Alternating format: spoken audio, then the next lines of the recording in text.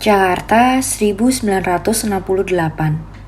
Saya belum pernah ke Jakarta sebelumnya, jadi ini pengalaman yang sangat mendebarkan buat saya.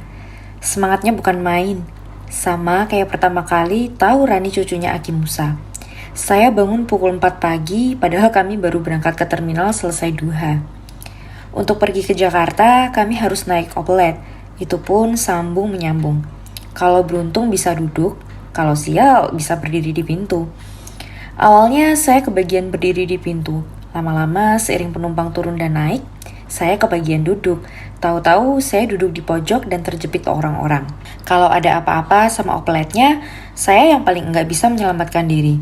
Tapi nggak apa-apa, saya mah senang bisa menikmati perjalanan Tasik-Jakarta yang lama banget, sampai Jakarta selepas maghrib.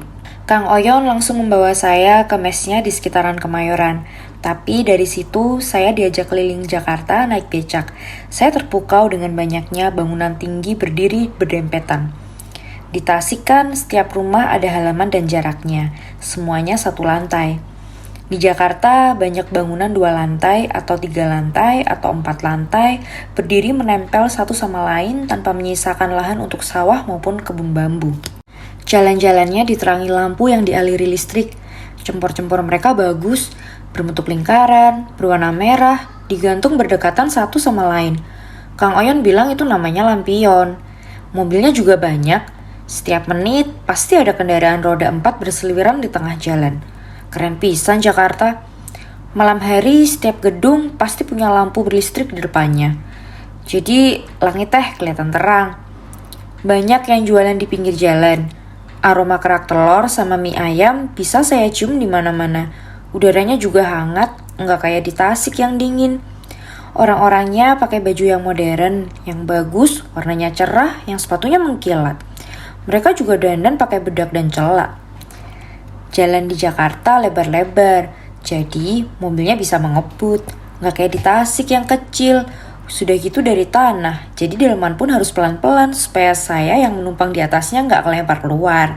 Saya sampai nggak berhenti mangap karena takjub melihat Jakarta.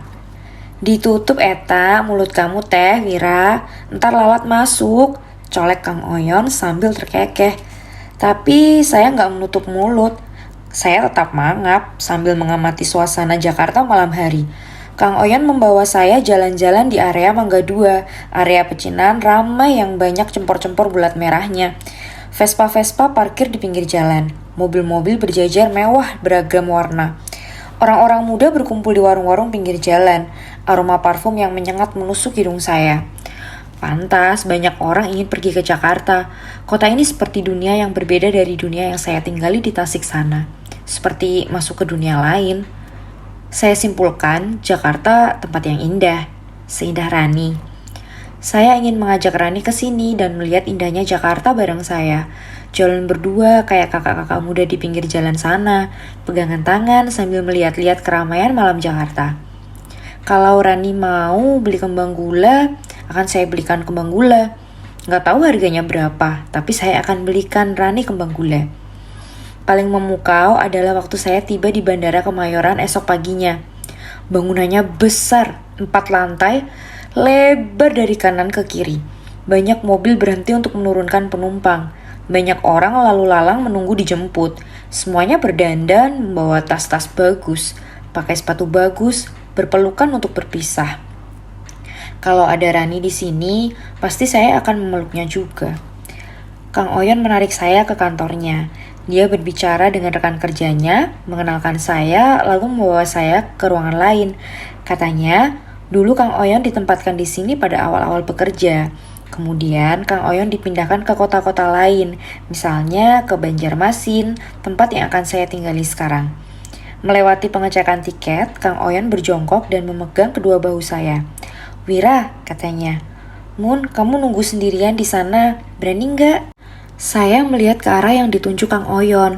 Ada jajaran kursi menghadap jendela, tepat menghadap ke pesawat-pesawat yang parkir di luar. Saya mengangguk semangat. "Akang mau ketemu teman dulu. Dia pasasi di sini. Dulu sempet satu batch angkatan sama Akang. Wira duduk di sana weh sambil nunggu pesawatnya datang ya. Pesawatnya datang jam 10. Tapi Wira nggak boleh kemana-mana, harus tunggu di situ sampai penumpang ke Banjarmasin dipanggil. Bisa? Bisa, Kang. Berani kan? Berani. Kang Oyon tersenyum dan mengusap-usap rambut saya. Dia bangkit berdiri sambil membawa saya ke satu kursi kosong, lalu meletakkan tas saya di kursi sebelah.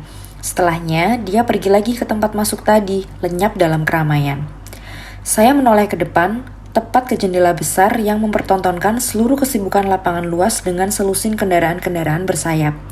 Saya membeku takjub. Belum pernah saya melihat kendaraan-kendaraan sebesar ini. Setiap saya melihat pesawat di atas saya, lewat dengan cepat seperti roket, saya kira ukurannya sebesar oplet yang diberi sayap dan baling-baling. Namun yang terparkir atau bergerak gagah di depan saya jauh lebih besar daripada oplet. Mungkin 10 kali lipat oplet. Dikasih sayap tepat di kanan dan kirinya. Dikasih sayap lagi di belakang, dan semua orang bekerja sama untuk memberi jalan ke kendaraan-kendaraan itu. Betapa canggihnya teknologi. Di Tasik sana, saya menunggangi kerbau ke sana kemari. Di sini orang-orang berterbangan di udara untuk pergi ke kota-kota dunia. Jujur, saya tak bisa diam di tempat. Ada banyak sudut yang ingin saya datangi karena belum tentu saya bisa mendatangi tempat seperti ini lagi.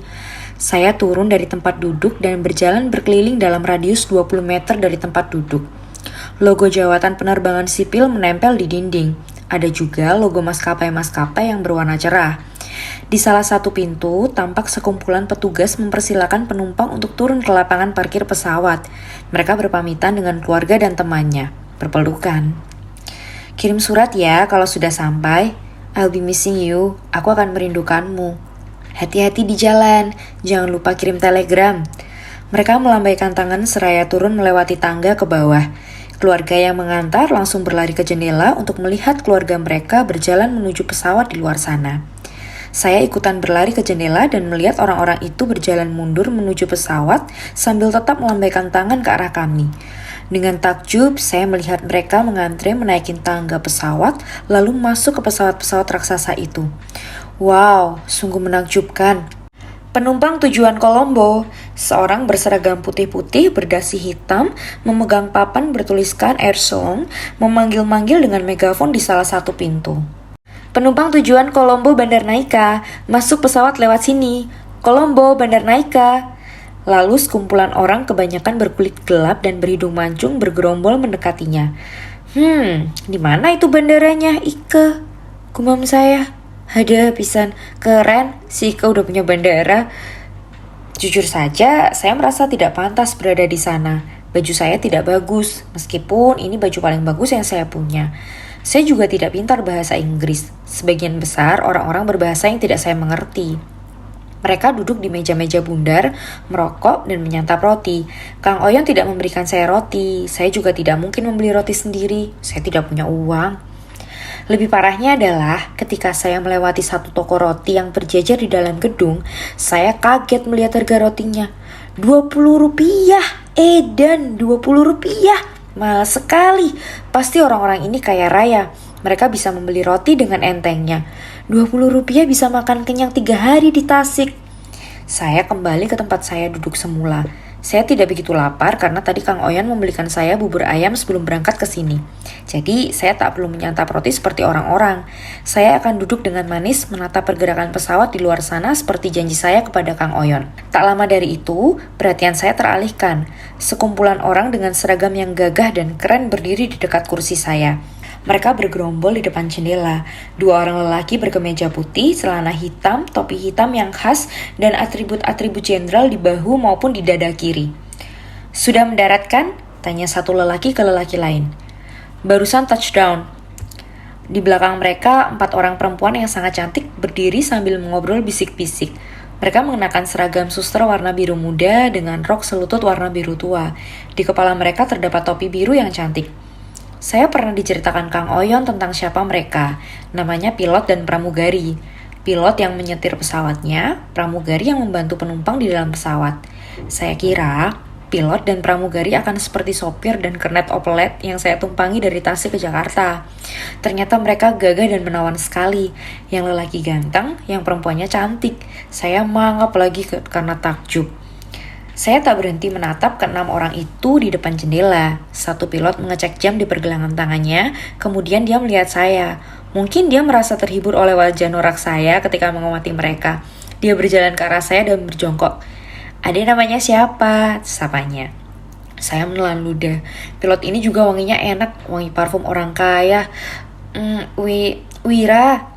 Wira mau terbang hari ini? Atau cuma antar ayah ibu? Terbang? Kemana? Banjarmasin. Sama siapa? Sama Kang Oyon. Mana Kang Oyonnya? Saya hanya bisa menunjuk ke lokasi di mana Kang Oyon tadi pergi. Di sana tentu tak ada Kang Oyon. Pilot itu juga tak menemukan Kang Oyon di sana. "Wira sudah pernah naik pesawat terbang?" Pertanyaan itu belum sempat saya jawab. Pilot yang sedang berdiri memotong pembicaraan. "Sudah mendarat," katanya. Agak angkuh dan intimidatif. "Ayo." Sebuah pesawat Garuda Indonesia Airways tampak melaju di atas landasan. Pesawat itu baru turun dari angkasa, warnanya jingga dan tampak mengkilat di tengah area rumput hijau sekitarnya. Deru mesin jetnya menggelegar seperti petir. Pesawat itu melaju gagah hingga akhirnya berhenti dan berbelok ke tempat parkir. "Kamu suka pesawat?" tanya pilot di depan saya sambil menatap kedatangan burung besi Garuda itu ke tempat parkir seharusnya. Saya mengangguk semangat. "Kalau pengen naik itu terus setiap hari, belajar yang rajin supaya bisa jadi pilot." Pilot itu tersenyum dan pamit kepada saya sambil menepuk bahu saya. Dia bergabung bersama kru lainnya, keluar dari gedung menyambut pesawat yang baru datang tersebut. Ketika mereka berjalan menuju pintu, menggeret koper-koper hitam, mereka tampak keren. Saya tersihir dan terinspirasi. Saya ingin menjadi pilot seperti mereka.